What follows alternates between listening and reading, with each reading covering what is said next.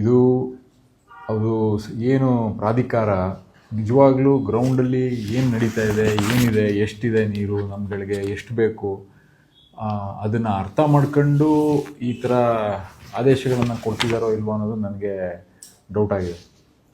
ಯಾವುದೇ ಕಾರಣಕ್ಕೂ ಇಲ್ಲಿ ನೀರು ಕೊಡೋಕ್ಕಾಗಲ್ಲ.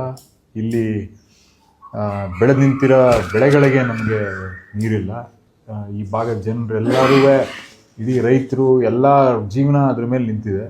ಆದ್ರೂ ಏನು ಪ್ರಾಧಿಕಾರ ಯಾಕೆ ಈ ಥರ ಇಷ್ಟೊಂದು ಬೇಜವಾಬ್ದಾರಿಯನ್ನು ತೋರಿಸ್ತಾ ಇದೆ ಅಂತ ನನಗಂತೂ ಅರ್ಥ ಆಗ್ತಾಯಿಲ್ಲ. ಸರ್ಕಾರದವರು ಇದಕ್ಕೆ ಎಲ್ಲ ರೀತಿಯ ಕಾನೂನಾತ್ಮಕ ಹೋರಾಟ ಏನಿದೆ ಅದನ್ನು ಕೈಗೆತ್ಕೋಬೇಕಾಗ್ತದೆ. ಯಾವುದೇ ರೀತಿ ನೀರನ್ನು ಬಿಡುಗಡೆ ಮಾಡಬಾರ್ದು. ಈಗ 15 ದಿನಗಳ ಕಾಲ 4 TMC ನೀರೇನು ಬಿಡಬೇಕು ಅಂತ ಆದೇಶ ಮಾಡಿದೆ. ನೀರೇ ಇಲ್ಲ ಇಲ್ಲಿ.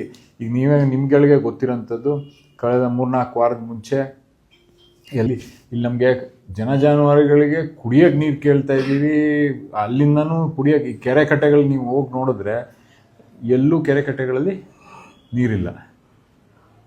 ಅದ್ರ ಜೊತೆಗೆ ಇಲ್ಲಿಂದ ನೀರನ್ನ ಬೆಳೆಗಳಿಗೆ ಕೇಳ್ತಾ ಇದ್ದಾರೆ.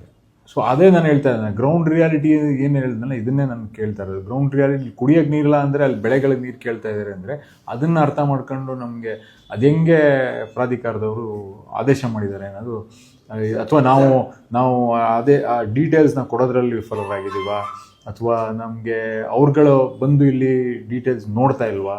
ಯಾಕೆಂದರೆ ಪ್ರತಿ ವರ್ಷವೂ ಇದೆ, ಅವ್ರು ಆದೇಶ ಮಾಡ್ತಾರೆ, ನಾವು ಇಲ್ಲ ಅಂತೀವಿ. ಇಲ್ಲಿ ಆ್ಯಕ್ಚುಲಿ ಆದೇಶ ಮಾಡಿದಾಗ ಕೊಡಕ್ಕೆ ಆಗದೇ ಇರೋ ಪರಿಸ್ಥಿತಿಯಲ್ಲಿದ್ದಾಗ ಆದೇಶ ಮಾಡ್ತಾರೆ.